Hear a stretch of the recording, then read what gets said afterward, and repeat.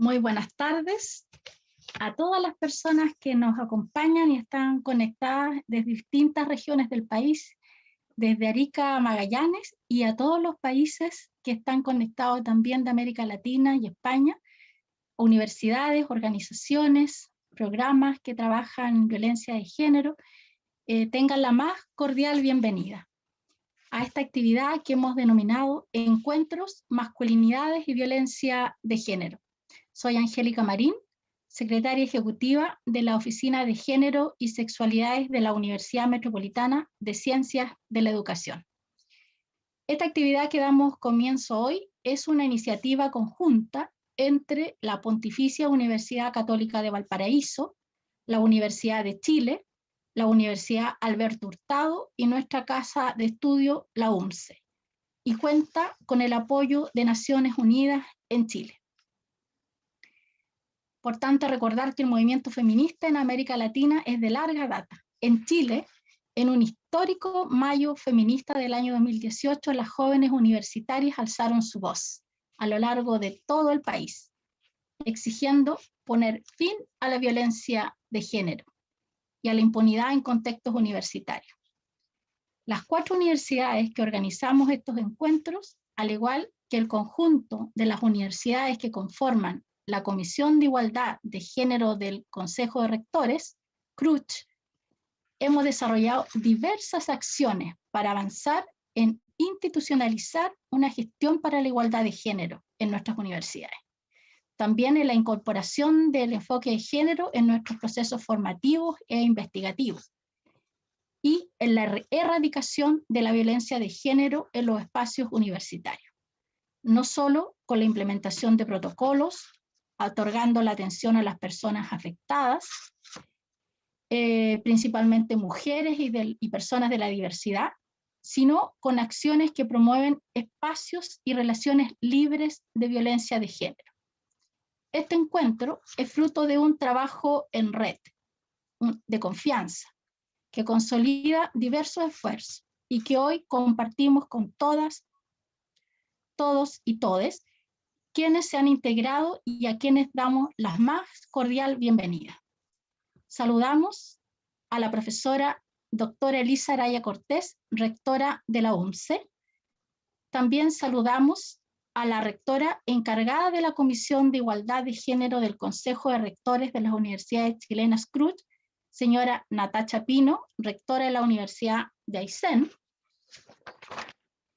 la oficial del enlace del Fondo de Poblaciones de Naciones Unidas y coordinadora de la Estrategia de Prevención de la Explotación y Abusos Sexuales de la ONU en Chile, Mariela Cortés Aliaga, a la doctora Rita Segato, quien realizará la conferencia inaugural de este ciclo de 4 seminarios, y creemos que la presencia de todos ustedes nos da una importancia bien decidora del interés que hay por estas materias. Sabemos que para avanzar en la erradicación de la violencia de género es necesario ir a sus cimientos, a sus causas, al orden de género de dominio masculino. Creemos importante y necesario trabajar con los hombres. En los 4 encuentros abordaremos distintos ámbitos de la violencia de género y las masculinidades en el ejercicio de la violencia, con el objetivo de avanzar en la erradicación de la violencia de género expresada en acciones directas, pero también en cuestiones simbólicas y estructurales. Damos ahora la palabra a la profesora doctora Elisa Araya Cortés, primera mujer en ocupar la rectoría en la universidad, en la UMCE, quien dará apertura a este primer encuentro.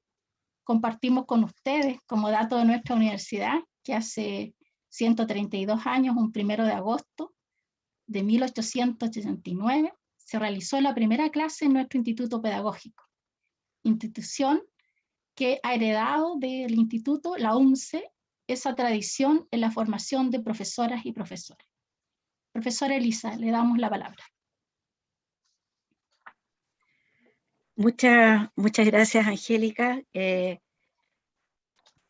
Quisiera, primero que todo, saludar a todas las personas que nos honran a través de este medio, estando con nosotros, a las universidades amigas que han trabajado en conjunto en esta iniciativa, a nuestra gran invitada, Rita Segato, y a todas las amigas, amigos, amigues de Chile y de la América Grande que nos acompañan, y a los académicos, académicas presentes.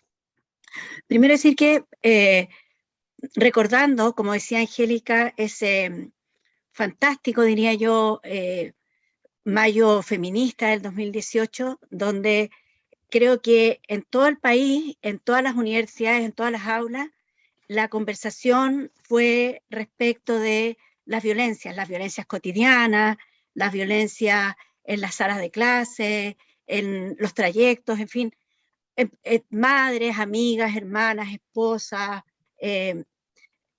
compañeras, todas compartimos alguna de las vivencias de algún acoso, alguna violencia, pero lo más importante es que esa conversación también puso en la mesa la discusión de los géneros, de las violencias, de los roles que nos aprisionan, que nos estereotipan, que nos anulan muchas veces. Entonces, creo que en esta conversación, tanto mujeres, hombres, como otros géneros, otras diversidades sexuales se han visto favorecidas.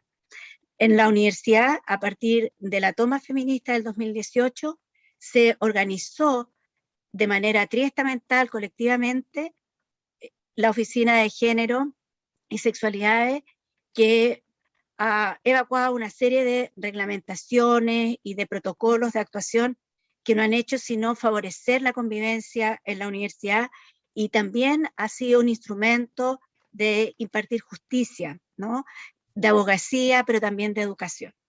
Esa oficina, que parecía al principio tan difícil de lograr, pero que ya está consolidada y que ha hecho un trabajo fantástico en la universidad, ha ido robusteciendo su planteamiento y ha ido paulatinamente, en concordancia con las otras universidades chilenas del CRUCH, llegando a la convicción de la necesidad de una política de género, de igualdad de género, que nosotros vamos a impulsar con todas nuestras fuerzas, ¿no? Tiene que haber una perspectiva mucho más amplia, mucho más transversal, mucho más global y envolvente respecto de estos temas, que son temas de justicia social, sin duda. Y como nosotros somos una universidad pedagógica, nosotros formamos a los docentes, a profesoras, profesores del mañana, que van a ir a las aulas, que van a estar en los patios de escuelas y liceos. Para nosotros es tremendamente importante que este tema atraviese el currículum, no solamente de la formación inicial, sino que haya también una propuesta para el país para una educación no sexista. Creo que Chile está en un momento muy crucial en su historia, en el momento constituyente, donde con toda certeza en la nueva constitución se va a garantizar la educación como derecho. Bueno, esa educación será ambientalista, será diversa, será no sexista, será igualitaria, y será una educación para el ciudadano y la ciudadana del siglo XXI. Así que yo solamente me regocijo de esta invitación. Este es un regalo en realidad para la universidad y para la comunidad, felicitarla. Y bueno, Angélica habla de 4 jornadas en el futuro. Yo quisiera poder agregar una quinta para lanzar quizás el próximo año, Angélica, nuestra política, ¿cierto?, de igualdad de género en la universidad. Así que dejo lanzado el desafío. Buena suerte y muy buen trabajo. Muchas gracias, rectora. Agradecemos sus palabras. Como usted señala, son 4 encuentros y somos 4 universidades que estamos acá organizando. Universidad de Chile, Pontificia Universidad Católica de Valparaíso, Universidad Alberto Hurtado y la UNCE. Tenemos mucho trabajo que seguir realizando. Bueno, vamos a dar la palabra ahora a Mariela Cortés. Ella es oficial del enlace del Fondo de Poblaciones de Naciones Unidas y coordinadora de la Estrategia de Prevención de la Explotación y Abusos Sexuales de la ONU en Chile. Mariela, te damos la palabra. Gracias, Angélica. Bueno, primero que todo, saludar a las rectoras presentes, profesora Elisa Araya, a la rectora Natacha Pino y a la invitada también estelar, profesora Rita Segato. Agradecer este espacio. Quisiera transmitir un especial saludo del coordinador residente interino del Sistema de Naciones Unidas en Chile, el señor Miguel Barreto, y obviamente de todas las agencias, fondos y programas y del Fondo de Población de Naciones Unidas en Chile. Les voy a presentar, espero muy brevemente, porque todas y todos y todes quieren escuchar a la profesora Segato, obviamente, me incluyo, así es que un honor, profesora, también ser su telonera en este evento, en esta conferencia magistral. Y paso a compartir pantalla porque quisiéramos mencionar muy brevemente algunas políticas del Secretario General de Naciones Unidas que rigen nuestro actuar y que son mandatorias para Naciones Unidas y sus contrapartes. Mientras cargo la presentación, sin duda felicitar la iniciativa de estas 4 universidades que esperamos que con el tiempo se puedan ir sumando más. Por lo tanto, quisiera, como les decía, compartirles básicamente algunos principios y estrategias y políticas claves de Naciones Unidas en torno a estas temáticas tan relevantes como lo que es la prevención o el abordaje y la erradicación de la explotación, del abuso y del acoso sexual, y de otras expresiones de violencia por razones de género, sin duda. Muy brevemente, comentarles que, como la mayoría sabrá, la vida libre de violencia es un derecho humano reconocido en diversos tratados y recomendaciones de órganos de tratados también, especialmente contra mujeres, incluyendo a las niñas y adolescentes, y estas se han reconocido de manera específica en diversos instrumentos internacionales. Tenemos Declaración y el Programa de Acción de Viena, tenemos, por supuesto, todas las recomendaciones planteadas por el Comité para la Eliminación de la Discriminación contra la Mujer, CEDAW, por sus siglas en inglés, donde se ha enfatizado particularmente con respecto a los estados de la obligación que tienen de luchar contra todas las formas de violencia de género, principalmente contra las mujeres, y se incluye también diversidades sexuales. Naciones Unidas, a lo largo de todo el mundo, cuenta con distintas personas y profesionales que trabajamos en promover los derechos humanos y la igualdad de género. Sin embargo, no estamos exentos de estas, a veces, actuaciones atentatorias en relación a la violencia de género. En ese sentido, nuestro secretario general ha emitido 2 grandes políticas en relación a estas materias, particularmente medidas especiales para la protección contra la explotación sexual y el abuso sexual, y la política sobre la prohibición de discriminación, acoso, e incluido el acoso sexual y el abuso de autoridad al interior del sistema de Naciones Unidas en el mundo y también de sus contrapartes. En términos muy generales, la política de Naciones Unidas define el acoso sexual como todo avance sexual no deseado, solicitud de favores sexuales, conductas verbales o gestos físicos de naturaleza sexual, o cualquier otra conducta de naturaleza sexual que puedan razonablemente superponerse o considerarse como causa de ofensa o humillación por otra persona, cuando esta conducta interfiere en el trabajo, es una condición para tener trabajo o crear un entorno laboral de intimidación, hostil u ofensivo. En ese sentido también el secretario general en las medidas especiales de protección contra la explotación y los abusos sexuales señala que hay que tomar todas las precauciones posibles para reducir el riesgo de explotación y abusos sexuales, prestando particular atención y ser muy sensible a necesidades de las víctimas, que en su mayoría son mujeres y niñas, y que Naciones Unidas debe garantizarles toda la protección, poner fin a la impunidad, y en ese sentido hay 6 normas concretas que el secretario general a través de estos boletines mandata para Naciones Unidas. Primero, que la explotación y los abusos sexuales por parte de todo el personal y del personal asociado a la ONU constituyen faltas graves de conductas y por lo tanto son pasibles de medidas disciplinarias, incluyendo el despido y un sumario. Las actividades sexuales con menores de 18 años están totalmente prohibidas, independientemente de la mayoría de edad que esté establecida localmente o en los diversos países según los marcos jurídicos.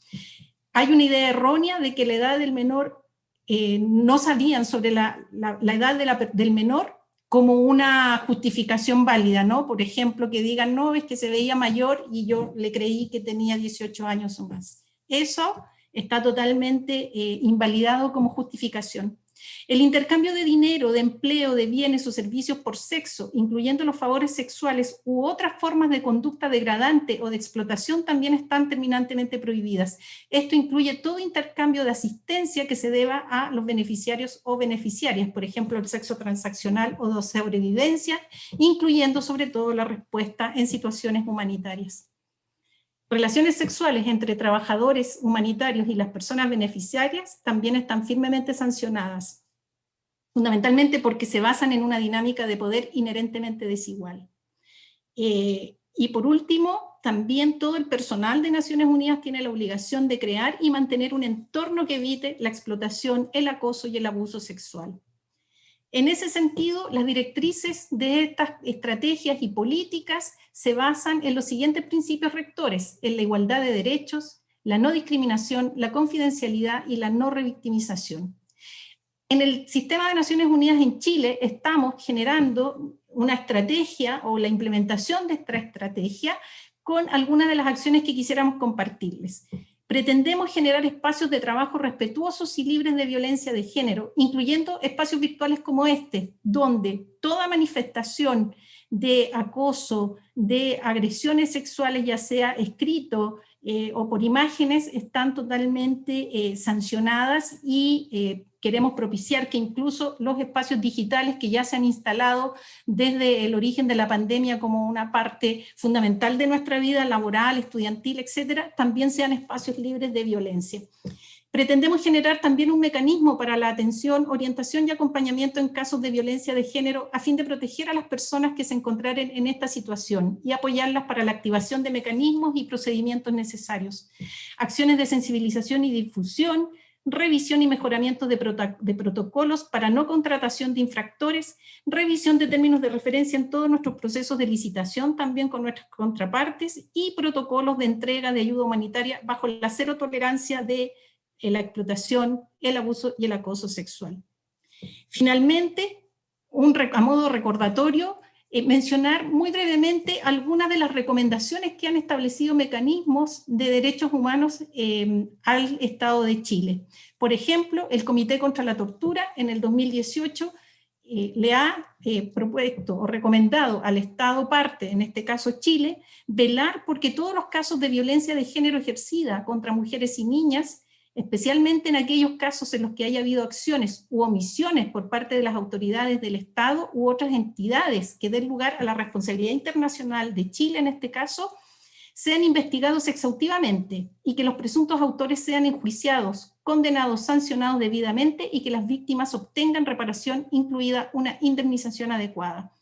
Velar porque las víctimas de violencia de género reciban los servicios esenciales en cuanto a su atención en materia de salud, apoyo psicosocial y asistencia jurídica que requieran. Acelerar la tramitación parlamentaria del proyecto de ley sobre el derecho de las mujeres a una vida libre de violencia. Por su parte, el Comité de la CEDAW también en el 2018, en su informe a Chile, acoge con beneplácito todos los avances que ha presentado Chile en materia de violencia hacia las mujeres, pero manifiesta también su preocupación con respecto a las tasas persistentemente elevadas de violencia de género contra mujeres en el Estado parte, en los ámbitos público y privado, incluida la violencia física, sexual, psicológica y económica, y los altos niveles de VIF contra las niñas y adolescentes. También manifiesta su preocupación con respecto a la falta de avances en la aprobación del proyecto de ley sobre el derecho de las mujeres a una vida libre de violencia, y por último también su preocupación respecto a la violencia contra niñas, incluidos los casos de explotación y abusos sexuales en las instituciones del Servicio Nacional de Menores.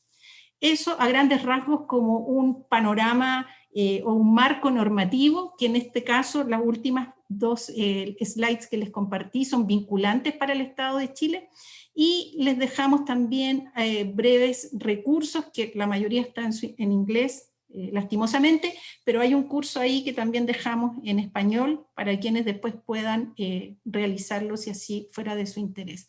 Así es que muchísimas gracias, ya no tomo más tiempo. Gracias, Angélica.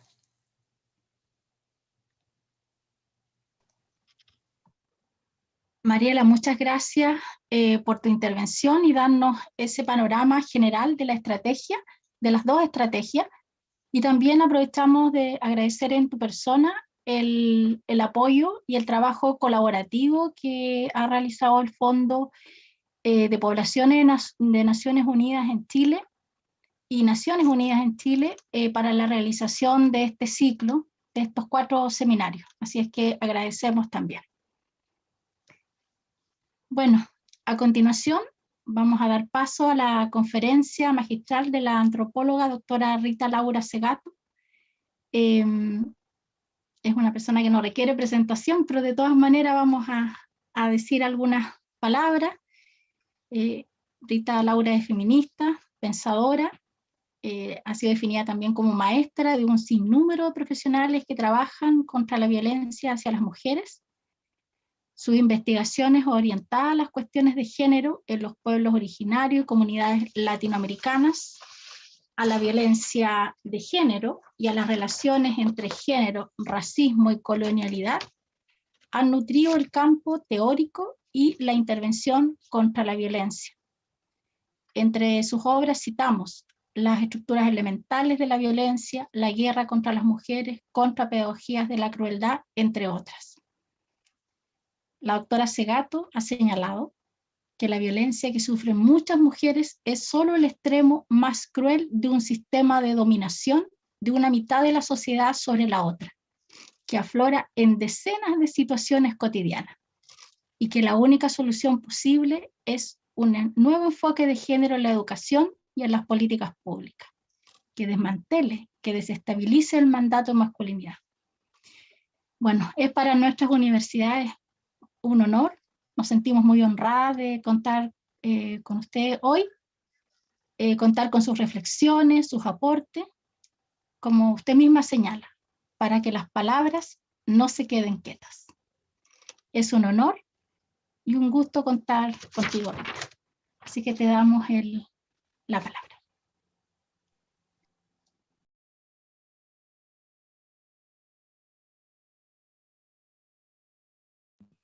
Ahí está. Buenas tardes a todas las personas presentes. Es un gusto estar aquí y espero poder contribuir. Yo creo que comprender, nombrar, o sea, he pensado mucho sobre el papel de alguien que trabaja con el lápiz en la mano y frente a una computadora, cuál es nuestro papel. Y yo creo que es la donación de palabras, la donación de nombres, o sea, los nombres, la reflexión, es fundamental. El vocabulario es fundamental para que las personas puedan identificar lo que les pasa, ¿no? Y en el caso de la violencia de género es clarísimo, ¿no? Hasta hace muy poco tiempo, ni nombre, ¿no? Ni nombre tenía esta violencia. Y luego los nuevos nombres de violencia psicológica, moral, la sospecha que pesa siempre sobre las intenciones de las mujeres, en fin, todo eso fue creándose un vocabulario indispensable que nos trae alivio, nos trae consuelo y nos trae también un instrumento de lucha fundamental. Entonces, de alguna manera, mi contribución ha venido siendo esta, ¿no? Desde que comencé por este camino en 1993 a estudiar el tema de la violencia. Antes estudiaba la cuestión de género, pero no había tenido, creo que no en el campo de la violencia. Entonces, estamos, ¿no?, en las sociedades, en el continente más violento, ¿no?, en términos de género, más feminicida. Y es necesario entender por qué, o sea, qué está pasando y por qué no conseguimos detener, ¿no?, esa violencia, ni siquiera amesetarla, ¿no? No simplemente no conseguimos hacer bajar la incidencia, bajar los números, sino que tampoco conseguimos detener, ¿no?, el aumento constante de las agresiones a las mujeres y las niñas. Es difícil comprenderlo porque en todos los ámbitos del terreno simbólico, la presencia de las reivindicaciones de las mujeres en todos los campos, el periodismo, la literatura, el cine, en fin, en todo el campo discursivo uno ve que en algún lugar aparece siempre hoy en día el tema de los derechos de la mujer, las reivindicaciones feministas, o sea, estamos ganando un terreno nunca soñado antes en el presente, pero en la cuestión de la violencia, no. Ahí tenemos nuestras derrotas fundamentales y es necesario y es urgente indagar seriamente. ¿Por qué? Teniendo cada vez más leyes, más protocolos, más instituciones, más políticas públicas e instituciones destinadas a la prevención y al control de la violencia contra las mujeres, a pesar de todos estos progresos que se han creado gracias a las leyes, a lo que se llama el campo de la letra, ¿no?, en el Estado. A pesar de todo eso, no hemos encontrado todavía la solución y la forma de detener esa marcha de violencia creciente. Entonces, mi contribución es un poco porque tardíamente me ha ido quedando claro que mis estudios son estudios de masculinidad en realidad. Yo estudio violencia, pero lo que estudio es, desde mi primera investigación en la cárcel, en la penitenciaria de Brasilia, con violadores, a pedido de un secretario de Seguridad Pública en 1993, con un equipo grande de alumnos. A partir de ese momento, que se suponía que estaba estudiando la violencia y la violación de calle, la violación como delito común en las calles de Brasilia, lo que estuve investigando desde ese momento es la masculinidad, o sea, cómo piensan los hombres ese delito. Entonces mi contribución va por ahí. Entonces, no voy a recapitular, no voy a hablar, porque ocuparía casi todo el tiempo que tengo para hablar, pero quiero decir algunas cosas fundamentales de entrada. Nuestras sociedades son sociedades transicionales. ¿Qué quiere decir eso? Que son sociedades que están siempre en un camino hacia el occidente, hacia la blancura, hacia el norte, hacia la modernización. Son sociedades en un tránsito permanente, un tránsito que viene desde sus orígenes precoloniales, en sus orígenes en sociedades tribales comunales, de estructura comunitaria y colectiva, que son afectadas por la intervención colonial, de las cuales todavía sobreviven jirones en nuestros territorios, e inclusive jirones en las sociedades, en las urbes, en las metrópolis. Todavía tenemos esos jirones de comunidad y esos jirones de ciertas formas de vincularidad en América Latina que nos vienen desde lejos, que nos vienen desde un pasado precolonial. Pero estamos en un permanente tránsito hacia esa modernidad que nunca alcanzamos. El carácter transicional nos afecta y nos transforma en sociedades violentas. O sea, no voy a poder extenderme mucho como esto, pero no es solo América Latina, también en España, porque esta conclusión la saco a partir de un trabajo que hago sobre España, o sea, para una ONG de Bilbao que pide el estudio de violencia contra las mujeres en España y en el Nuevo Mundo, o sea, en nuestras sociedades latinoamericanas.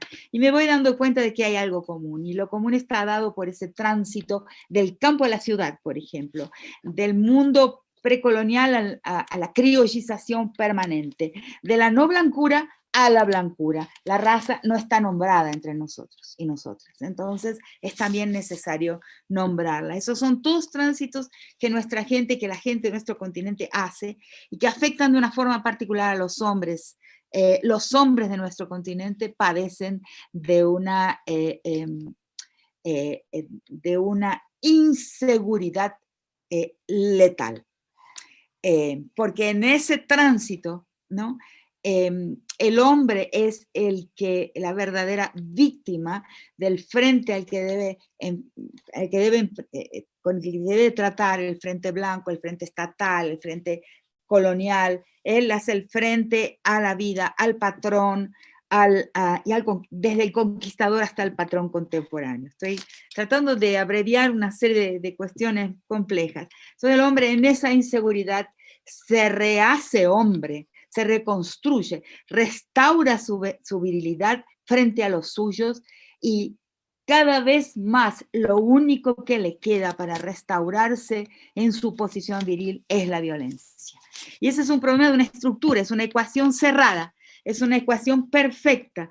O sea, voy hacia un mundo al cual no pertenezco, sobre el cual no tengo ninguna forma de autoridad, prestigio, poder.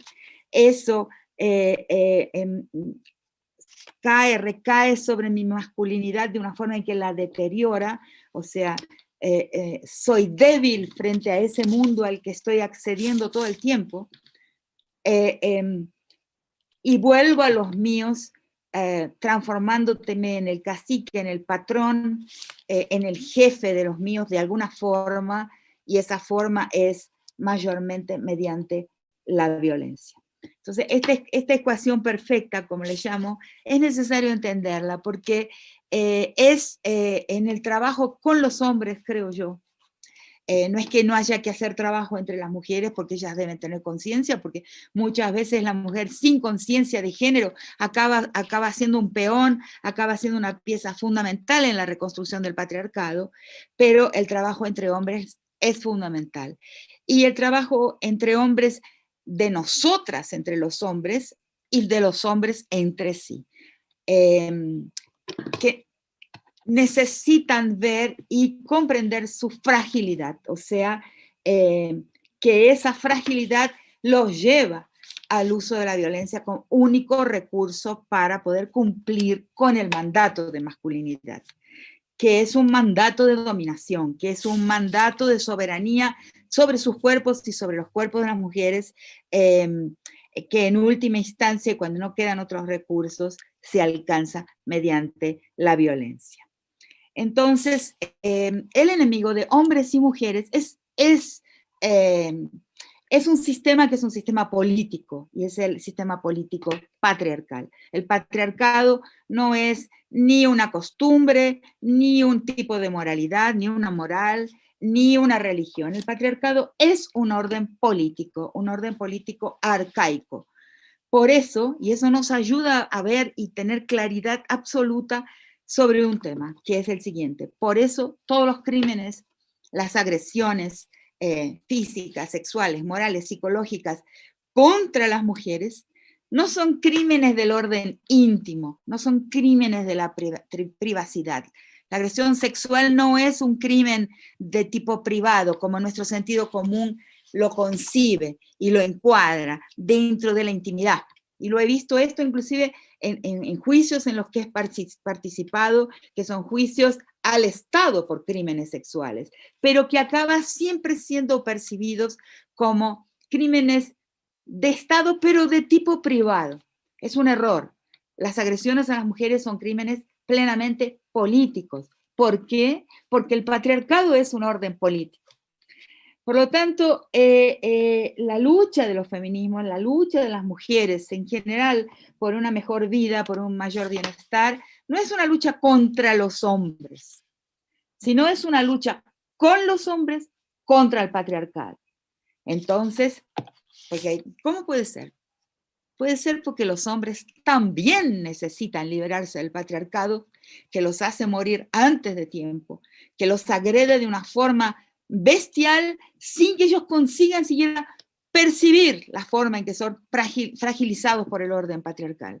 También nuestra tarea militante es colocar ese discurso a circular, porque si no hay una conciencia de los hombres para hacer caer el patriarcado, para desobedecer el mandato de masculinidad, desmontar ese mandato y con eso mismo desmontar la guerra, desmontar el reclutamiento para todos los tipos de guerra, las guerras desde las tribales hasta las guerras entre estados, pero las que nos afectan más hoy en día, sobre todo en nuestro continente, que son las nuevas formas de las guerras que son la consecuencia de la mafialización, del control mafioso de la economía, o sea, lo que llamo la segunda realidad, el paraestado que se expande en nuestras repúblicas, sobre todo si pensamos en México, en el Triángulo Norte de América Central, Colombia, y va bajando hacia el sur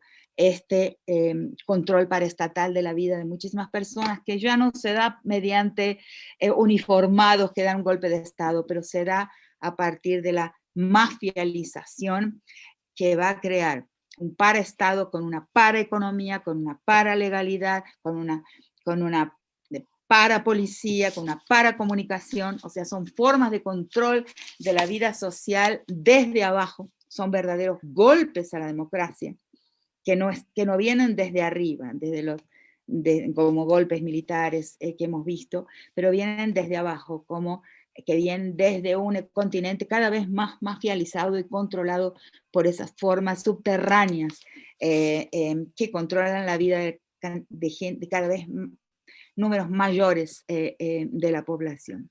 Entonces, el patriarcado actúa ahí dando la mano de obra bélica, por ejemplo, con el mandato de masculinidad que dice a muchos niños de nuestro continente, a muchos jovencitos, que si son capaces de agresiones violentas, cuando todavía muy jóvenes, son más hombres, o sea, son conceptos de virilidad, son conceptos de masculinidad que los dañan y que también dañan a la sociedad en general.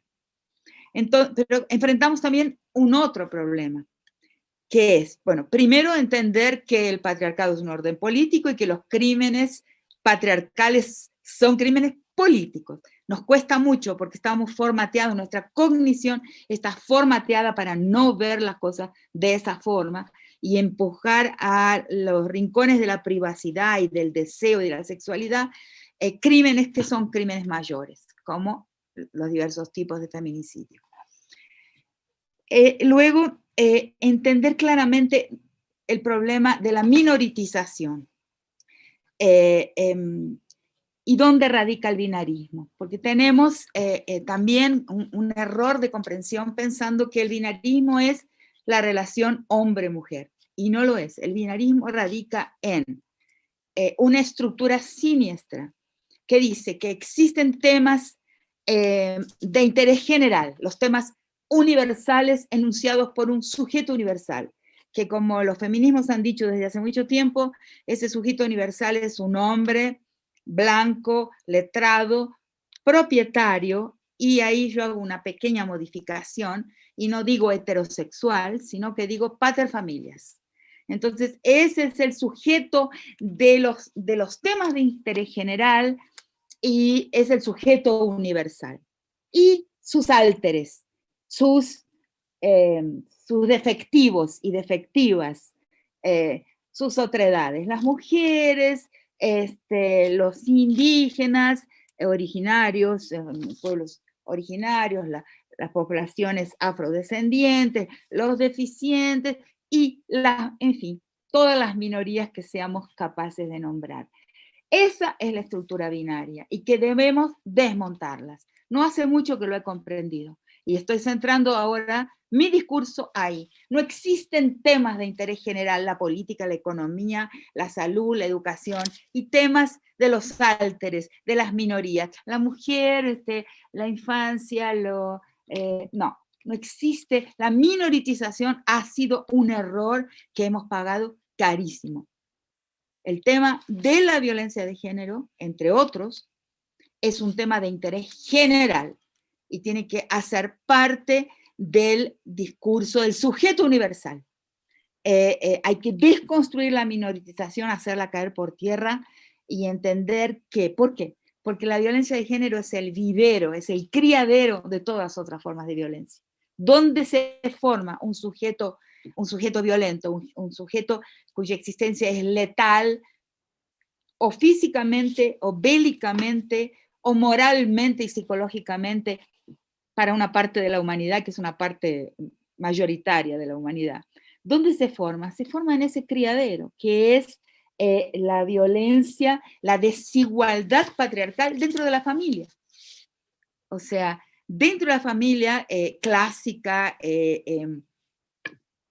paradigmática, ¿no? El sujeto, el patriarca tiene la voz dominante, la vara moral.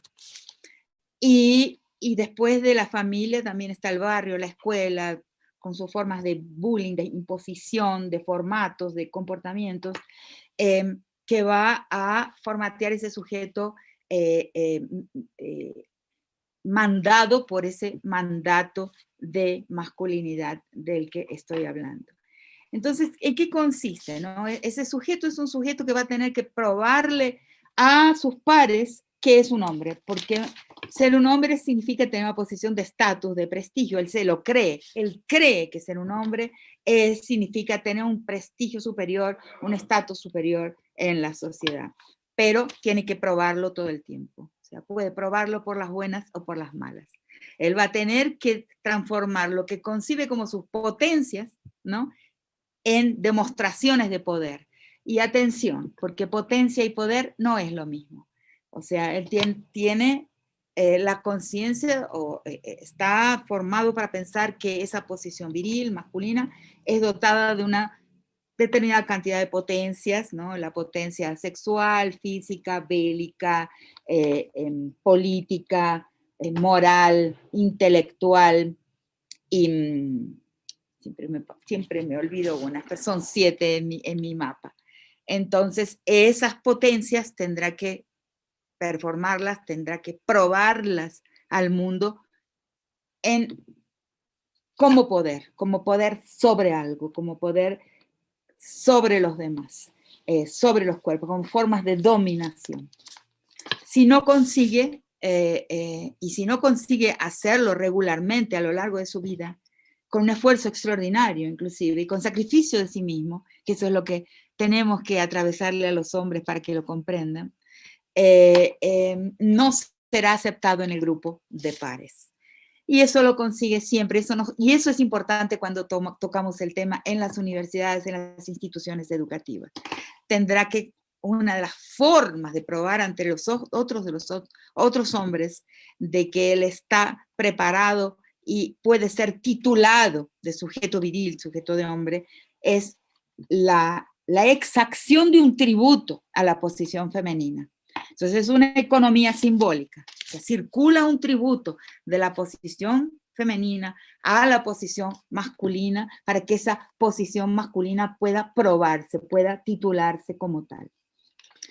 Si no puede, ahí en la constitución de la conciencia masculina, de la subjetividad de los hombres, si no puede probarse, así hasta su propia humanidad estará comprometida. Porque es otra característica de la masculinidad, que es la humanidad del sujeto convencional masculino, que no ha trabajado de ninguna forma en su desconstrucción, en su desmonte, en su desobediencia al mandato de masculinidad. Cuando no ha trabajado en este camino,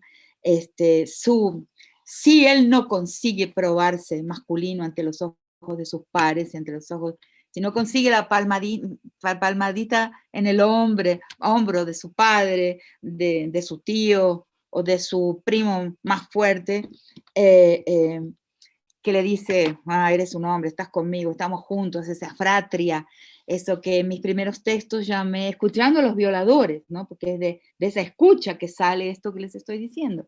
Esa cofradía, ¿no?, masculina, que genera una serie de lealtades y que más recientemente llamo de corporación, porque he descubierto de que esa fratría y esa cofradía, esa hermandad entre los hombres, en el fondo tiene una estructura clásicamente corporativa que va a replicarse después en las corporaciones que tanto mal hacen a la sociedad, en la estructura corporativa de las policías, de las mafias, del mundo académico también, o sea, todo aquello que tiene como primera ley la ley de lealtad corporativa y en su interior una jerarquía férrea, Porque cómo se caracteriza la corporación, la estructura corporativa de estas dos formas. En primer lugar, la primera lealtad, el primer valor, ¿no? Antes que cualquier otro, es la lealtad a la corporación. Pésimo, letal, pésimo para la sociedad. Y nuestras sociedades tenemos que observar porque las corporaciones están tomando terreno, están en expansión. En segundo lugar, la corporación es internamente jerárquica. O sea, hay un macho alfa y en los hombres se da una característica que nosotras las mujeres en nuestro mundo no tenemos. Cuando el hombre vence la competición con los otros hombres y se coloca en esa posición de superioridad, esa posición no será obedecida. No hay más conflicto. Quien se establece como el macho alfa o beta o por allá arriba, no hay los otros aceptan el ganador de una contienda. Nosotras las mujeres no actuamos de esa forma. Nuestra psique es distinta y no tenemos ese reconocimiento de una jerarquía al interior de la feminidad, al interior de el orden femenino y de las asociaciones de mujeres. Creo que hay una gran diferencia ahí, y masculinidad y feminidad no son simétricas. No hay una simetría entre esos dos universos. Tienen comportamientos y estructuras totalmente diferentes. Bueno, entonces, este tema de la tributación, del poder mostrarse como capaz de exaccionar una subordinación de las mujeres, afecta sí las universidades, las instituciones educativas. Y aquí voy a dar un pequeño salto. No quiero extenderme mucho en el tiempo, quiero dar el espacio para las preguntas. Pero voy a contar muy rápidamente dos casos que considero extremos y que yo los uso como paradigmas para pensar el tema del acoso y de las diversas formas de abuso en el espacio de la educación, digamos, de las instituciones educativas, sean escolares, las escuelas secundarias y las universidades, que es un tema en crecimiento. O sea, he sido convocada en diversos países para escuchar escuchar este tema. Entonces, un caso extremo, Perú. O sea, después, si quieren, les voy a pasar los documentos que justamente los pedí hoy para poderlos repasar. Para mí es uno de los casos extremos. La Pontificia Universidad Católica de Perú, 2005, una joven llamada María Guamaní, recibiéndose de abogada, haciendo ya la práctica bajo la supervisión de un supervisor que, que tiene una posgraduación, no es un docente permanente de la universidad. 2005, con ayuda de los colegas de ella, una alumna excelente, su tutor, o sea, su supervisor en los trabajos prácticos, con ayuda de los colegas de ella, varones, en una confraternización de fin de año, la droga y la viola. Estamos en 2021. Después de ese tremendo caso de violación, donde ella, como es formada en Derecho, acude inmediatamente al servicio médico de la universidad, en donde le dan un certificado donde consta que ha sufrido lesiones severas en sus órganos genitales, que está sangrando, en fin, tiene eso firmado. A partir de ahí empieza una lucha por justicia, que hasta hoy, 2001, no consigue. Entonces se va del país, vive muchos años fuera del Perú, no ejerce su profesión y regresa recientemente para seguir buscando justicia. ¿Cuántos años pasaron entre 2005 y 2021? Es un caso paradigmático de relación de poder y de omisión, de ausencia de las diligencias y, en fin, corresponsabilidad de su institución, todo tipo de postergaciones en la justicia que ella solicita, Es un caso extremo, de los más horribles que conozco. La otra punta, un caso de Montevideo, en una escuela secundaria pública, pero de élite, a la que acuden, a la que asisten estudiantes de familias ilustradas montevideanas, que me lo ha contado un colega mío muy respetado, y un activista también ambientalista. Es que se llama Raúl Sivecci, me ha contado esta historia en un aeropuerto llorando. Su hijo es estudiante de esa escuela de élite, de padres, como dije, y madres ilustradas, ilustrados, con conciencia, con acceso a la información, etc.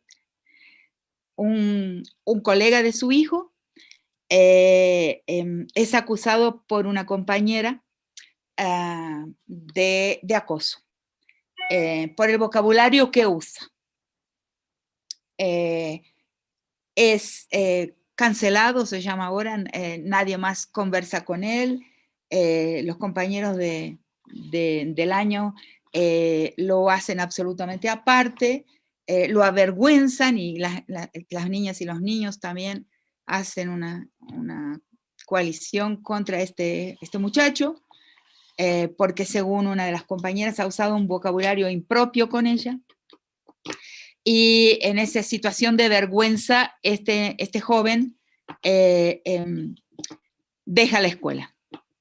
El hijo de mi amigo y colega, compañero, al sentir la ausencia de su amigo, va a visitarlo y encuentra que vive en un tipo de espacio, de barrio, en un cantegril, en un lugar muy pobre, en un ambiente completamente diferente al ambiente en que viven todos sus otros compañeros. Una familia de muy pocos recursos y muy baja educación.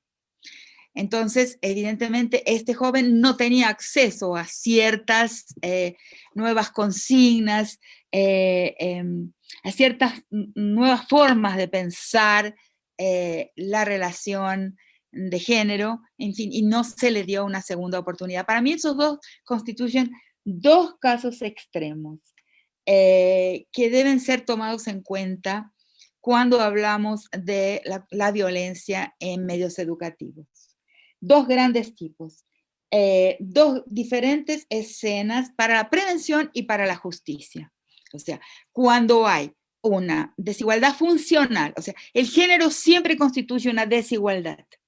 O sea, las relaciones de género ya establecen, y eso es algo central, y tener conciencia de género es reconocer que existe una desigualdad constitutiva. Yo le llamaría atávica, o sea, por el carácter atávico ancestral del patriarcado, las relaciones de género son desiguales siempre. Ahora, si a la relación de género desigual siempre, porque hay un orden general, que es un orden político patriarcal, si a ellas le sumamos la desigualdad funcional, que es la relación de un profesor y alumna, o de patrón y empleada, en fin, cuando hay una desigualdad funcional que se le suma a la desigualdad establecida por el patriarcado, tenemos entonces ahí una escena que debe ser trabajada, juzgada con protocolos y con obligaciones de un cierto tipo.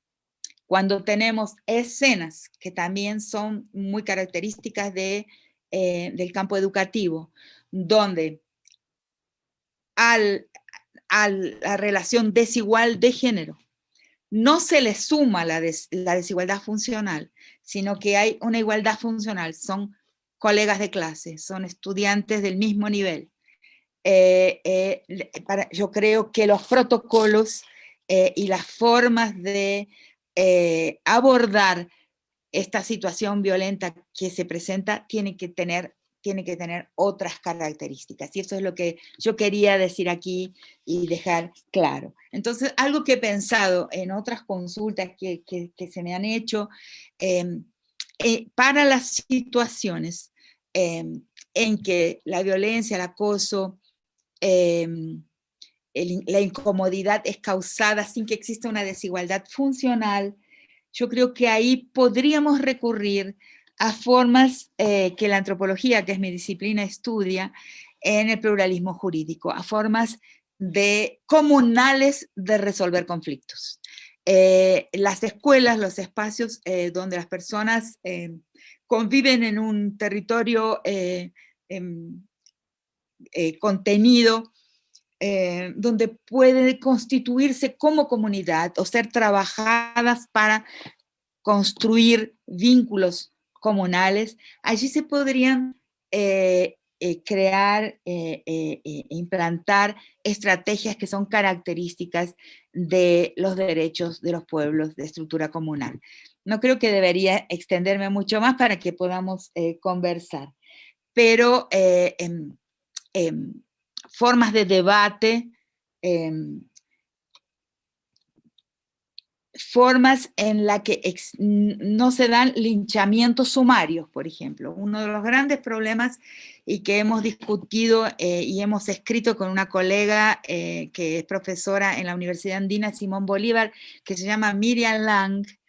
Con ella hemos escrito un texto en el que criticamos el linchamiento sumario en las acusaciones de género, sobre todo cuando hay una igualdad funcional entre el acusado y la acusadora. Entonces, yo creo que es necesario tener todas estas diferencias en mente. Yo les voy a pasar ese material, está publicado y abierto al debate en la revista Bravas de la Asociación Cotidiano Mujer de Montevideo, de Uruguay.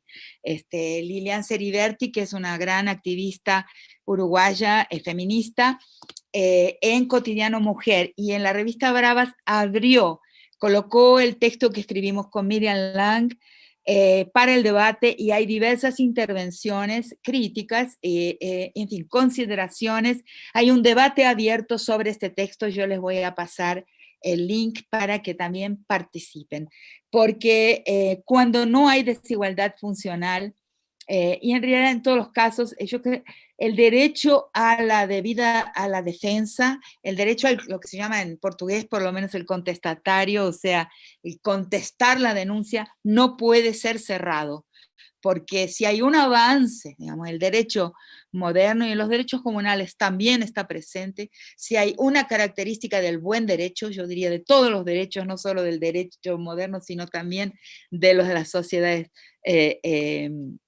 tribales, comunales, es el derecho a contestar una acusación. Si ese derecho a contestar una acusación, a someter al diálogo y a evitar el linchamiento sumario, mal llamado escrache, porque se llama escrache, pero acá en mi país, en Argentina, el escrache ha sido una solución justa en los casos en que el Estado ha negado realizar juicios a los genocidas militares. Cuando se cerraron los juicios a los genocidas militares, ahí entonces las poblaciones, la gente se juntó e hizo juicios, pero que no son sumarios, porque tardaron esos escraches, eso que se llamó escrache, fueron juicios demorados, a veces de más de un año, consultando a los vecinos, consultando a los testigos, hasta tener certeza de haber identificado a ese genocida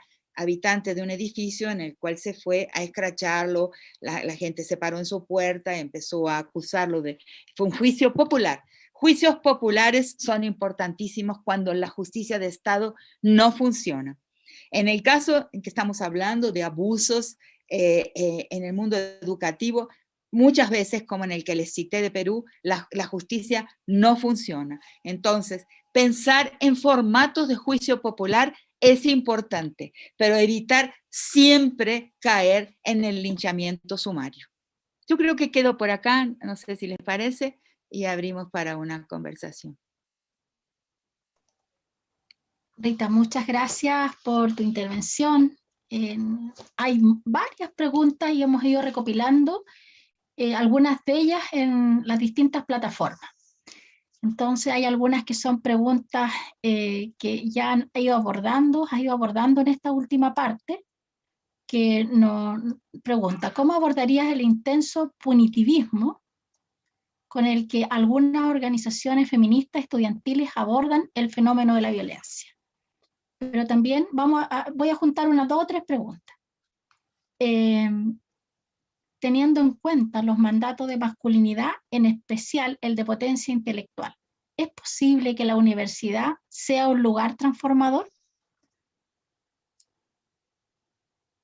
Habían algunos comentarios también respecto a la FUNA. Si era posible. Olvidé que era la FUNA. La FUNA es el escrache, yo entiendo. Ah. ¿FUNA o impunidad cuando no hay justicia? Esa es la pregunta. Bueno, yo creo que el punitivismo no es una buena solución, porque es una solución que genera más resentimiento. Y más resentimiento no solamente en el sujeto punido, sino en sus pares, o sea, en aquellos que sienten que se sienten pasibles de la misma punición, o sea, aumenta el resentimiento social. Yo creo que en nuestro tiempo muchas de las formas que vemos de neofascismo, de odio a la ciencia, en fin, todo lo que estamos viendo y que se pone en la gran bolsa del neofascismo en nuestro momento histórico, yo he pensado que tiene una raíz en resentimiento por parte de grandes sectores de la sociedad, que son esos grandes sectores que son privados de toda idea de protagonismo, de toda autopercepción como sujetos y sujetas protagónicas y protagónicos de una historia. Eso genera mucho resentimiento y creo que es uno de los males de nuestro tiempo, el resentimiento que lleva a este fenómeno del neofascismo, que lleva inclusive al odio a la ciencia, y también a la violencia contra las mujeres, porque es una violencia que, como dije antes al principio, es lo único que queda para los sujetos que necesitan probar su masculinidad ante los ojos de sus pares. O sea, es una esfera de cuestiones que están muy entrelazadas entre sí. Entonces el punitivismo no cura las heridas. O sea, creo que nuestras sociedades lo que tienen que hacer es un gran proceso de cura de heridas, pero somos sociedades muy heridas, muy heridas. Entonces, por ejemplo, la sentencia de un juez. La sentencia de un juez debe, naturalmente, sí creo que algunas sentencias son fundamentales. Infelizmente, muchas de las sentencias no van en el sentido de la justicia para las mujeres.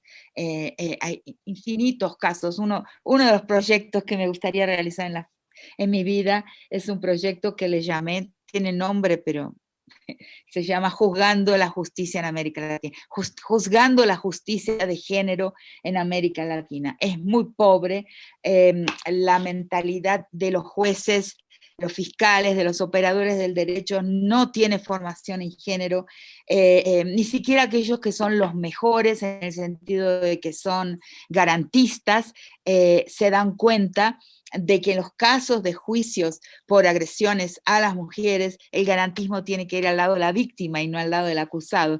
El garantismo piensa en el sentido de garantizar al acusado.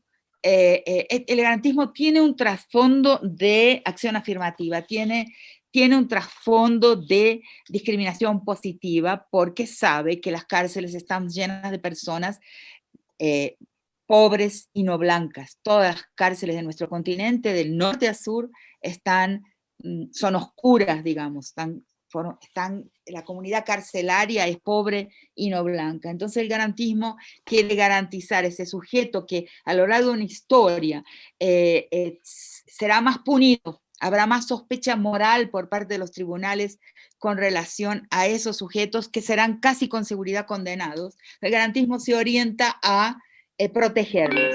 Lo que pasa es que en los crímenes de género, los crímenes contra las mujeres, el poder está en el otro lado. El poder no está en el poder no está en la víctima del robo, por ejemplo, o en la víctima del latrocinio.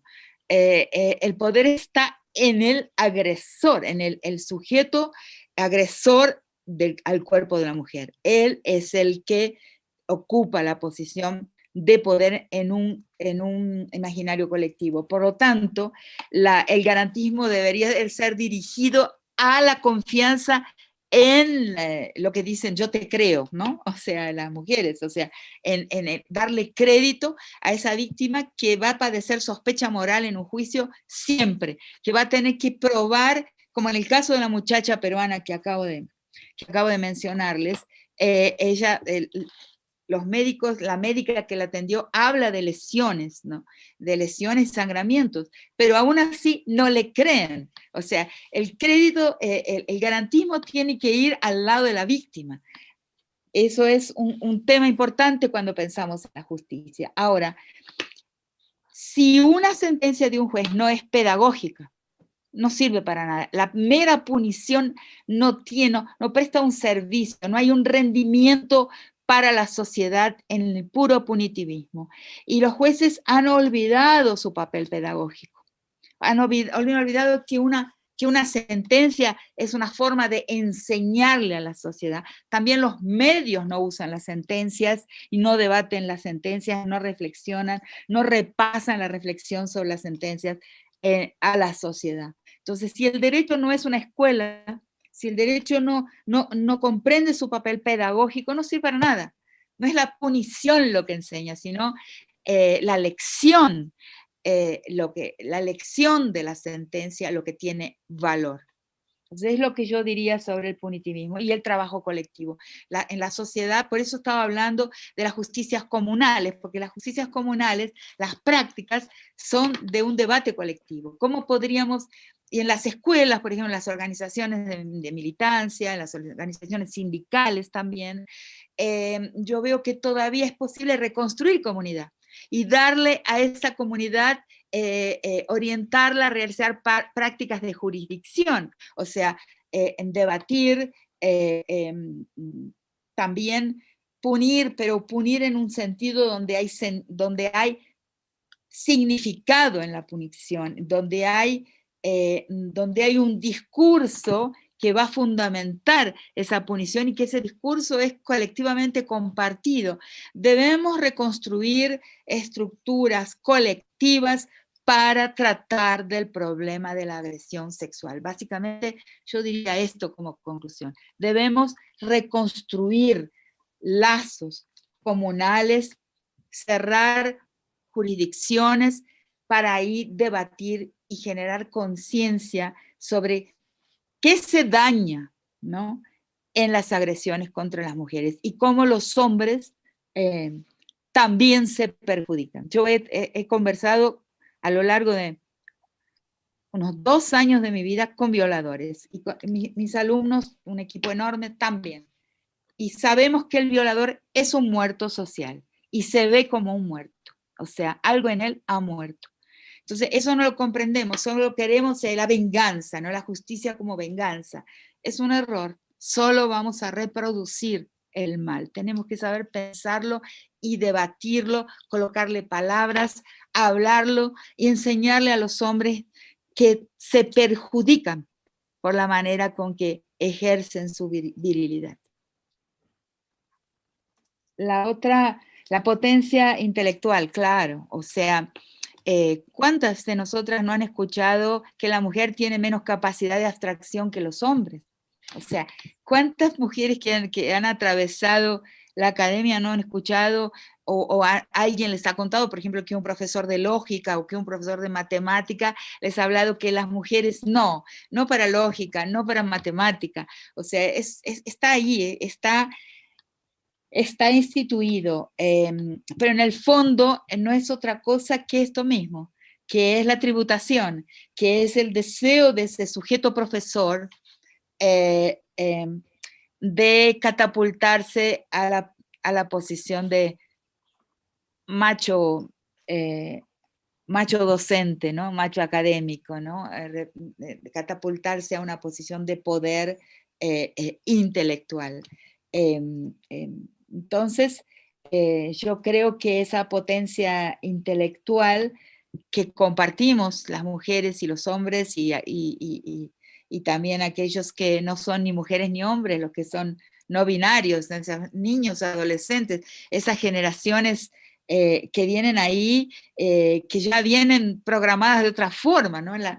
Yo creo que la esperanza de los feminismos está en la manera en que cierto binarismo se ha desprogramado en muchos niños, en muchas y adolescentes. Es algo maravilloso verlo, con la facilidad que comprenden el discurso feminista. Muchas nenas, me consta y me sorprende. Esa es la alegría la tenemos a futuro. Entonces, esa potencia intelectual es de los seres humanos y es necesario recuperarla por todos aquellos que por razones raciales, por razones étnicas, por razones de clase y por razones de género, han sido expropiados de la fe en su potencia intelectual. Y el escrache, lo que dije, el escrache, por ejemplo, lo que en Argentina se llamó escrache, cuando vinieron la época de las leyes de la impunidad, ¿qué quiere decir? Se suspendieron los juicios a los genocidas militares, la población se organizó y realizó algo que se llamó erróneamente escraches, pero no son escraches, son juicios populares. Yo tengo enorme fe en el juicio popular cuando obedece una estructura, ¿no? Tiene un tiempo, no es sumario. El linchamiento es sumario y tiene un margen de error que no puede ser aceptable. Entonces, veo mucho en los medios escolares que he frecuentado, las escuelas secundarias, el activismo político, las organizaciones y movimientos políticos de personas muy jóvenes que a veces hay una urgencia en juzgar y condenar. Es comprensible, porque son muchos años, son generaciones de opresión que hemos sufrido las mujeres, pero no podemos permitirnos errores, porque esos errores pueden hacer tambalear, pueden hacer peligrar las victorias que estamos teniendo en nuestras luchas.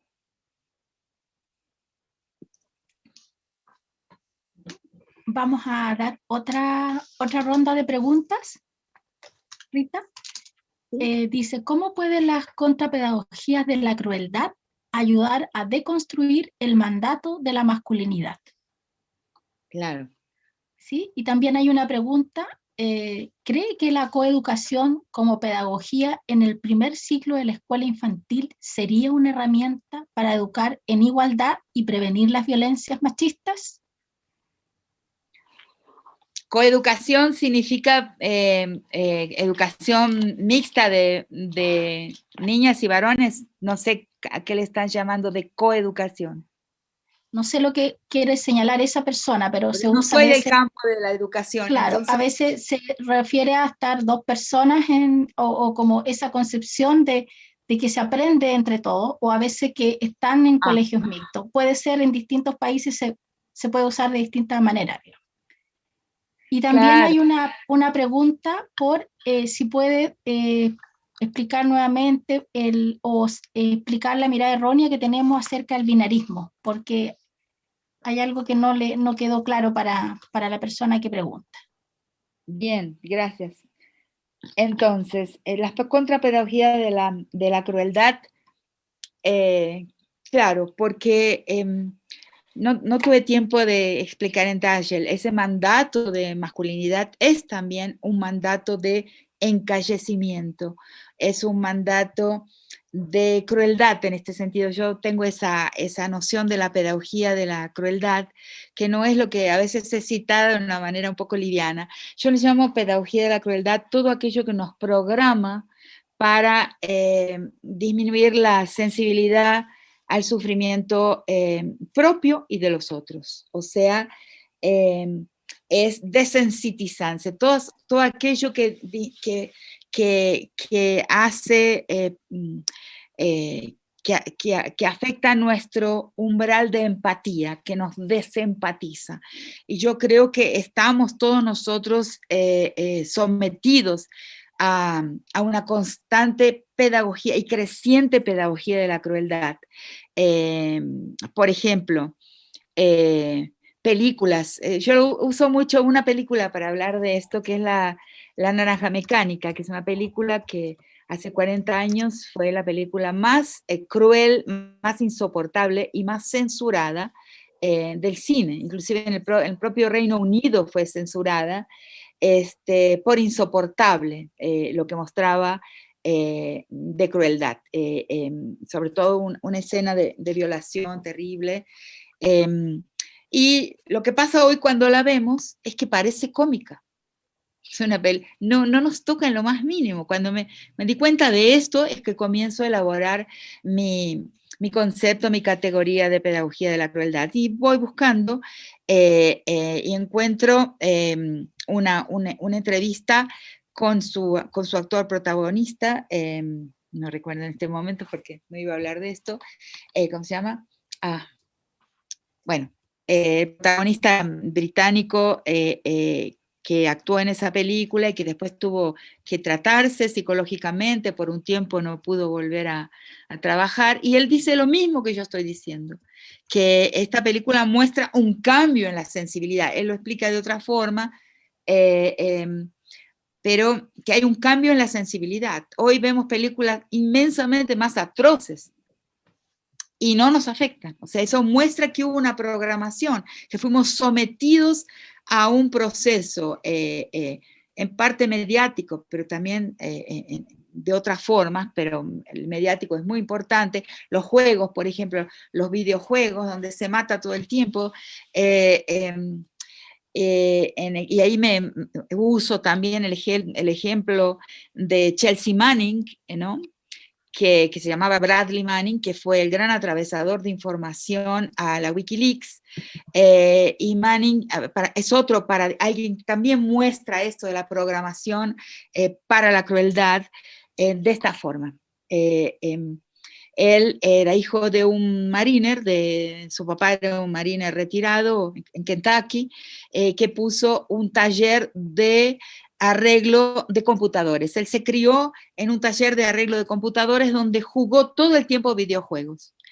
Después se sentía una persona algo extraña, quiere ser como su padre y se alista en el ejército de los Estados Unidos.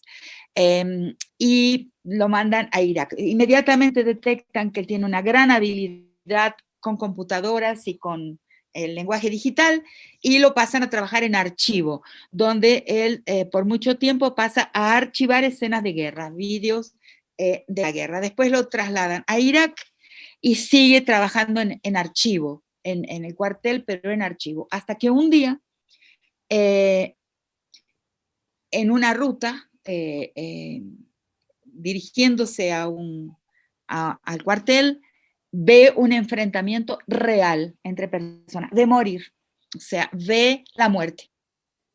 Y en una entrevista que él da al New York Times, yo la cito en una entrevista y en un texto, en una entrevista que da al New York Times, dice, y me di cuenta de que eran personas. Es algo impresionante esto. Es decir, me di cuenta de que eran personas, vio los estertores, cuánto se tarda en morir, cómo duele la muerte, porque estaba tan programado él, por medio de esta pedagogía de la crueldad que son los videojuegos, que mata, que no había percibido, no creía en la muerte. Ese es un problema real que tenemos, no creemos en la muerte. Porque estamos alejados de lo sensorial, estamos desensitizados, y entonces los dos grandes ejemplos son los 40 años de la Naranja Mecánica y la historia de Chelsea Manning, que en ese momento él se da cuenta, digamos, le cae una ficha, toma conciencia de lo que es la guerra y al poco tiempo empieza a repasar a Wikileaks informaciones confidenciales de la guerra en Irak. Va 7 años de cárcel en aislamiento, y ahí tiene su segunda conversión, porque es su conversión a la feminidad, pasa a ser de Bradley a Chelsea, y se convierte en una muchacha.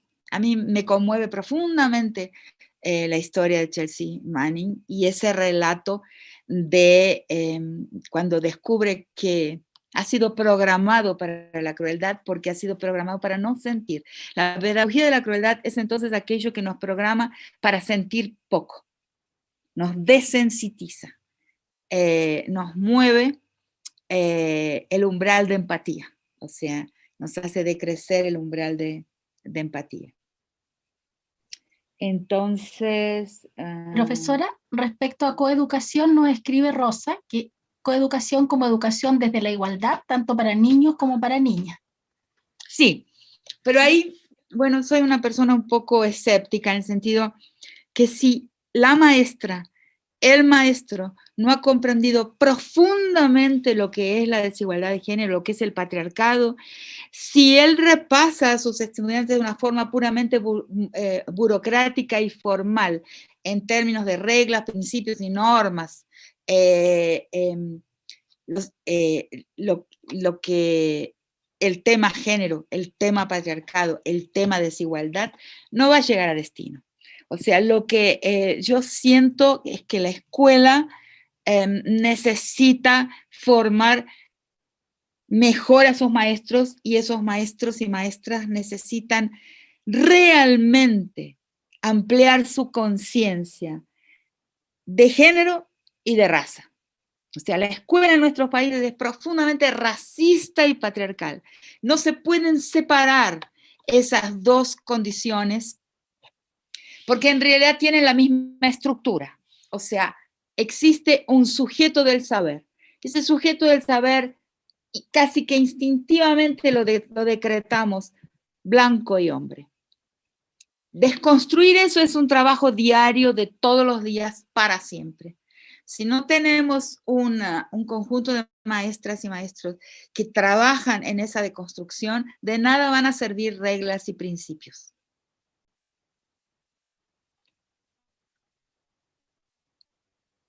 ¿Cómo lo hacemos? Yo creo que la reconstrucción de un mundo vincular, el paradigma de la comunalidad, es la única salida para la situación en que estamos. Si las instituciones no se reconstruyen como ambientes colectivistas, comunales, con espacios de debate, discusión, con el placer de la conversación sobre estos temas, va a ser muy difícil rescatar ese mundo del destino al cual se dirige. Y paso a explicar lo del binarismo. Yo quiero decir esto. Y no es que hace mucho que lo he percibido, ¿no? Porque esto que les estoy hablando es el producto de una vida pensando desde hace ya unos 28 años, 27 años, estos temas.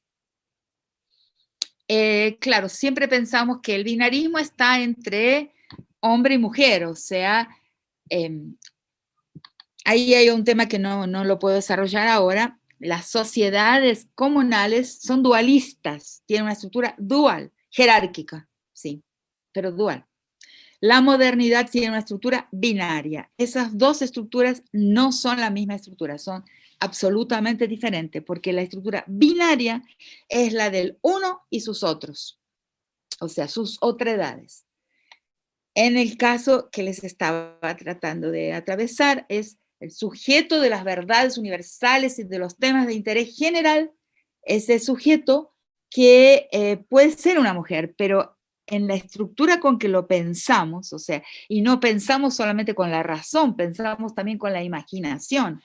La imaginación lo va a construir como ese sujeto universal que es blanco, que es hombre, que es letrado, que es propietario y que es pater familias. Ese es el sujeto de la vara de la justicia, que va a medir la moral de los demás.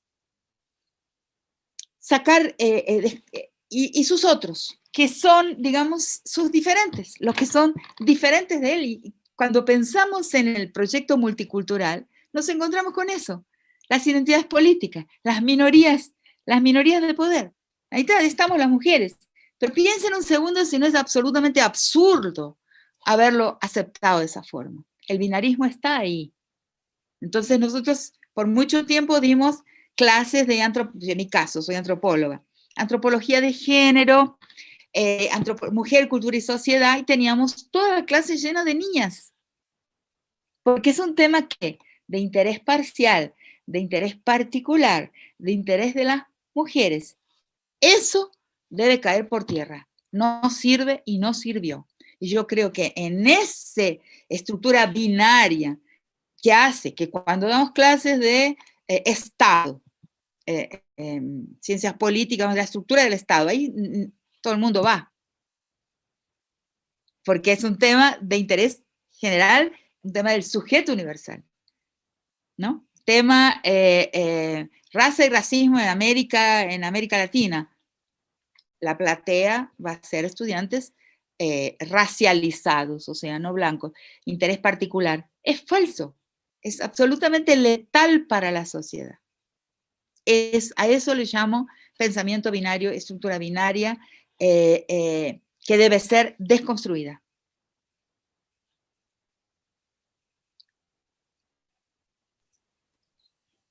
Profesora, tenemos varias preguntas más. Podemos todavía, ¿cierto? Dice acá, según usted, profesora, ¿dónde tiene el patriarcado una mayor expresividad en términos de clase o a la inversa? ¿Cómo interviene la cuestión de clase en la constitución del orden patriarcal? Esa es una. Y la otra dice, ¿cómo avanzar en la erradicación de la violencia de género contra las mujeres en Latinoamérica si está vinculado a precarización de las otredades del sujeto universal? Erradicar el modelo neoliberal o masculinidad hegemónica es de largo plazo, en paralelo. ¿Qué hacemos por mientras?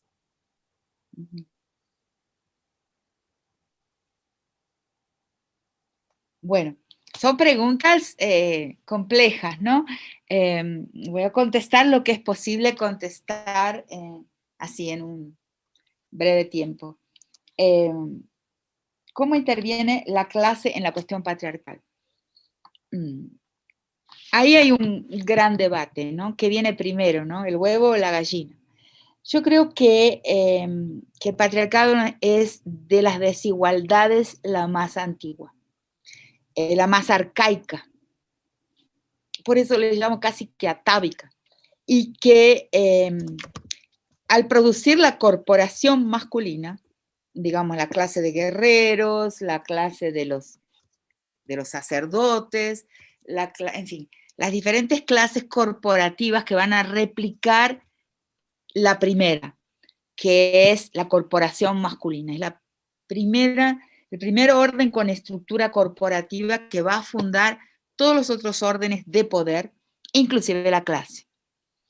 Entonces, y de repente esta frase, esta respuesta se comunica con la respuesta a la otra pregunta. En realidad las respuestas son casi la misma.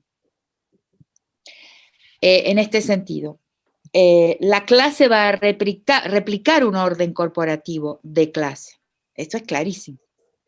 Pero lo que replica, la estructura que imita, es anterior. O sea, es la primera educación de corporatividad al formar a los hombres con el mandato de masculinidad. O sea, jerarquía al interior y lealtad absoluta a la corporación. O sea, al grupo que comparte los mismos intereses. En el caso de la masculinidad, el interés por el prestigio, el estatus masculino. En el caso de la clase, el interés por la alianza económica de aquellos que detienen la riqueza, que son los dueños de la riqueza. Tienen estructuras corporativas ambas, pero la fundante es la patriarcal. Y ahí viene una parte de esta respuesta que es parte también de la respuesta a la otra pregunta, ¿cómo avanzar?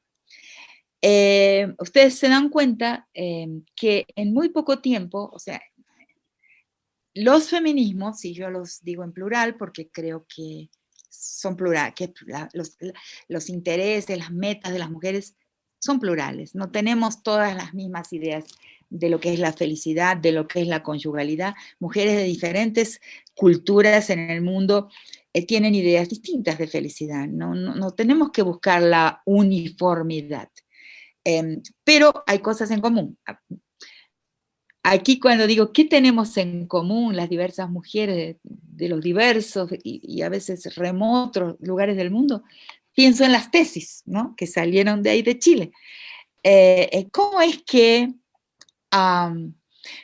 una performance como la de las tesis, sin ningún respaldo mediático, esto es un fenómeno curiosísimo, sin ninguna red de medios global, las empuje a que su performance se disperse en el mundo, se disperse en el planeta, se dispersa inmediatamente.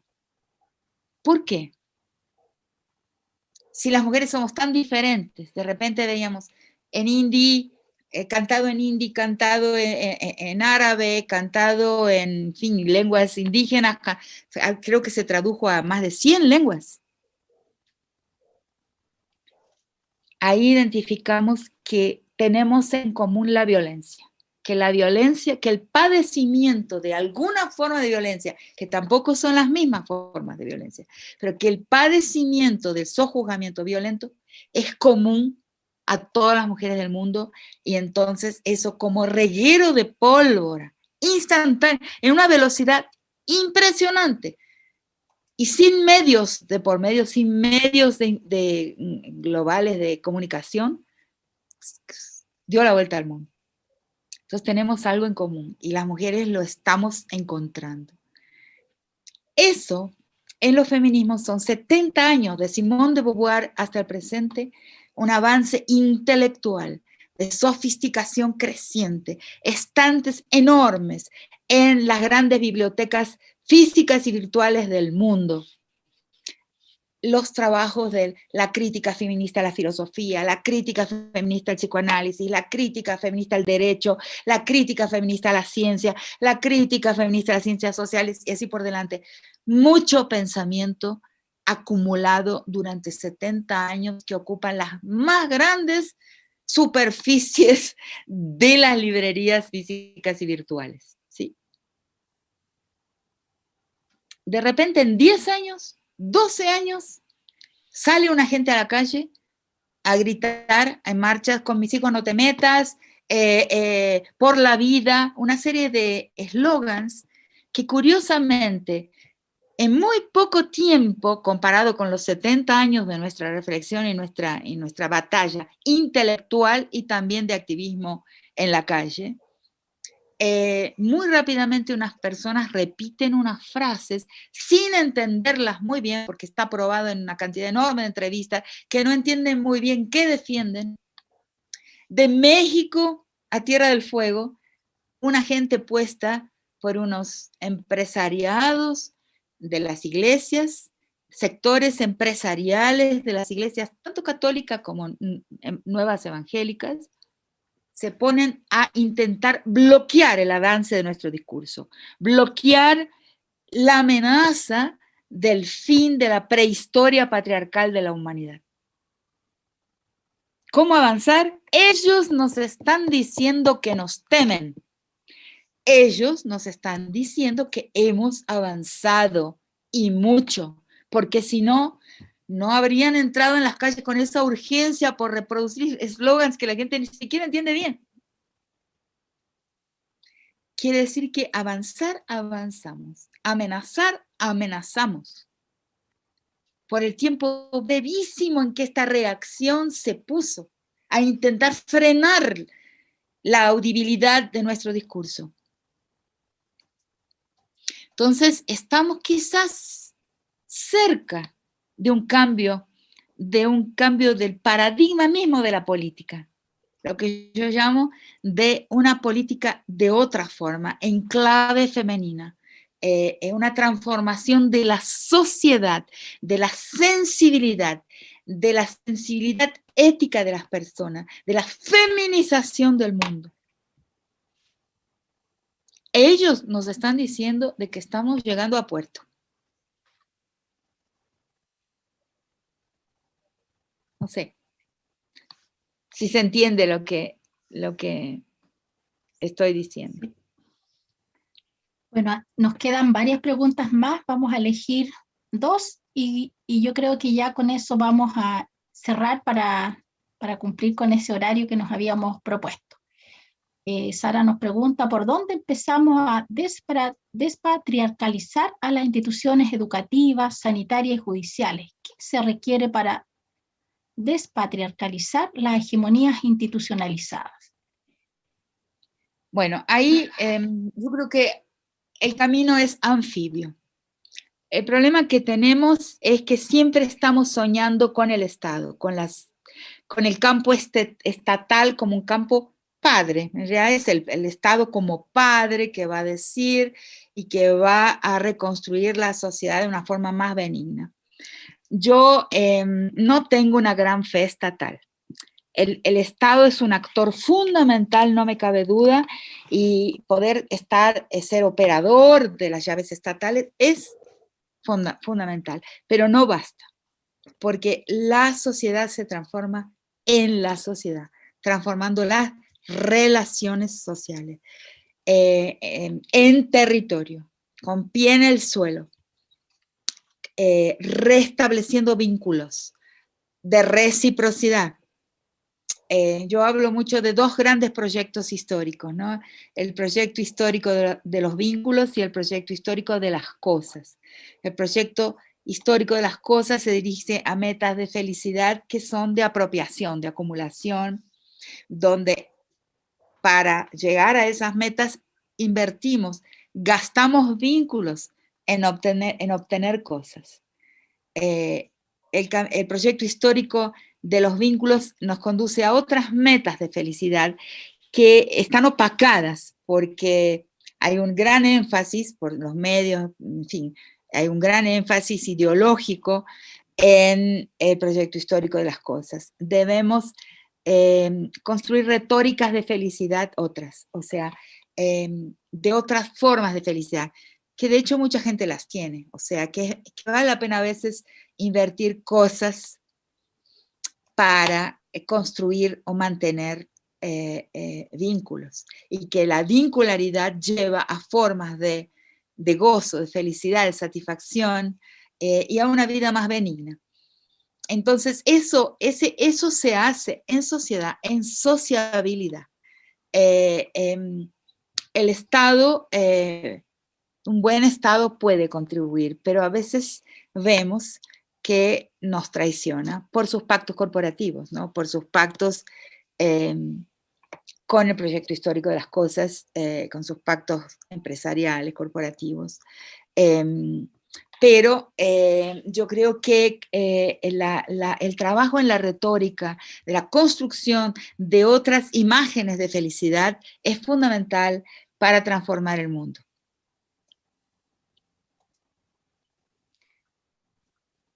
Profesora, también nos pregunta, ¿en qué sentido se habla que los hombres son víctimas del patriarcado? ¿No será peligroso llamarles víctimas porque podría homologarse el concepto de victimización de las mujeres?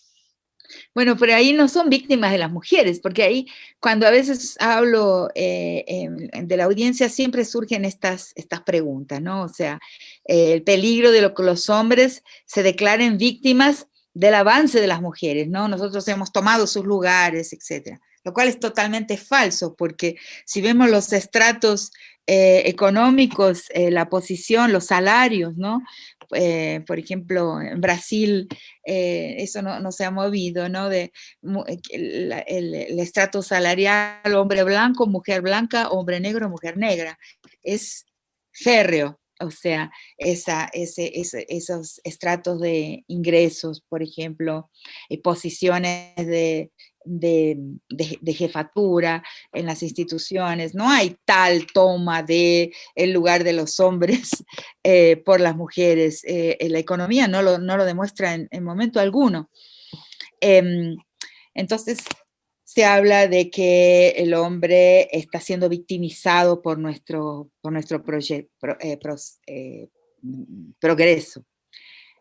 Claro, en las relaciones conyugales o de noviazgo, la mujer que consigue una posición superior salarial, ahí se da una inversión y a veces eso es motivo de violencia. Pero yo no hablo de que el hombre es víctima en este sentido, víctima de las mujeres. No, y lo voy a aclarar. En otras situaciones los hombres levantan la mano y dicen, ¿cómo podemos ayudar a las mujeres al movimiento feminista? ¿Cómo podemos ir a las marchas? También es un error enorme de comprensión de la cuestión.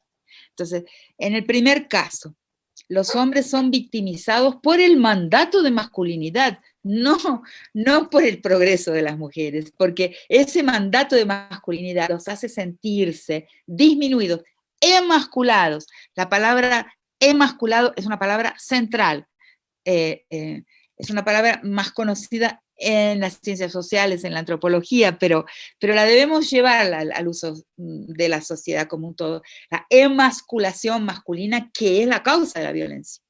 O sea, la restauración de la posición viril o la restauración, la exhibición de la condición viril es una de las causas principales de las agresiones de género, porque la posición viril tiene que siempre espectacularizarse. Para eso necesita dañar, necesita apropiarse, necesita dominar para su propio espectáculo de virilidad, de superioridad masculina. Entonces es una máquina de violencia, es un artefacto violento, como digo en mi libro, Las estructuras elementales de la violencia. Entonces, en esta economía simbólica, el hombre es víctima de esa necesidad de espectacularizar, que le va a hacer daño, porque primero lo va a convertir en reclutable para las diversas formas de guerra, en el soldadito armado que va a morir antes de los 20 años, o en los 20 y poco, o sea, altamente vulnerable, porque tendrá en los países más violentos de América Latina, tendrá que vender su mano de obra bélica, y también en las grandes corporaciones de compra de mano de obra bélica para las actuaciones militares en Medio Oriente, por ejemplo. Eso lo saqué de autores que estudian la guerra en el Medio Oriente, que hablan de que una grande parte de la mano de obra bélica en realidad son corporaciones económicas, empresas que inclusive tienen acciones en la bolsa, ¿no? Que reclutan, es lo que antes llamábamos de mercenarios, pero ahora no son mercenarios porque son cuerpos militares enteros que son reclutados empresarialmente, que no son sujetos a las leyes humanitarias de la guerra de Naciones Unidas, y que van a trabajar bélicamente en Medio Oriente. En mis textos, como por ejemplo Las nuevas formas de la guerra del cuerpo de las mujeres, doy el nombre de esas corporaciones y cito a los autores que estudian ese tema en Europa, son autores europeos. Entonces, esa mano de obra reclutable para la guerra son necesariamente esos sujetos que han sido formateados por el mandato de masculinidad y por una lógica de honor masculino, de honra masculina, de estatus masculino, que los hace frágiles a esa demanda y a ese coraje, ¿no? Esa demanda de coraje que los va a vulnerar. Entonces es necesario atravesarle ese discurso a los hombres, para que se corran de ahí, para que desobedezcan eso, para que comprendan cómo los vulnera. No es que no existan mujeres ahí también, pero hay mujeres que no tienen conciencia de género, como hay gente negra que no tiene conciencia racial. No basta el cuerpo, no basta el cuerpo de hembra de la especie o el cuerpo de un determinado color que sitúa ese cuerpo en una posición en la historia. de los paisajes conquistados. Es necesario tener conciencia racial, y en el medio del trabajo contra el racismo está mucho más trabajado eso, y las mujeres tenemos que tener conciencia de género, o sea, de lo que nos vulnera. Los hombres no tienen conciencia de cuánto los vulnera su masculinidad, porque los hace sujetos a la obediencia de un mandato que los va a hacer necesariamente morir más jóvenes. La expectativa de vida de los hombres en todos los países del mundo es inferior en varios años a la expectativa de vida de las mujeres. Y eso todavía no está no se entiende, no es conclusiva la razón por la cual es así. Hay diversas hipótesis. En mi modelo de interpretación es porque el hombre vive sujeto a la demanda de una obediencia que lo mata. Entonces, esta es la vulneración. No es que nosotras los vulneramos, sino que el mandato de masculinidad los vulnera. Si los hombres deben ayudar a las mujeres en su movimiento, claro que no, nosotras lo tenemos hecho el movimiento. No necesitamos, pero nosotras estamos ayudando a los hombres a que comprendan que deben desobedecer, que tienen que organizarse políticamente contra aquellos que ejercen presión para la obediencia al mandato de masculinidad.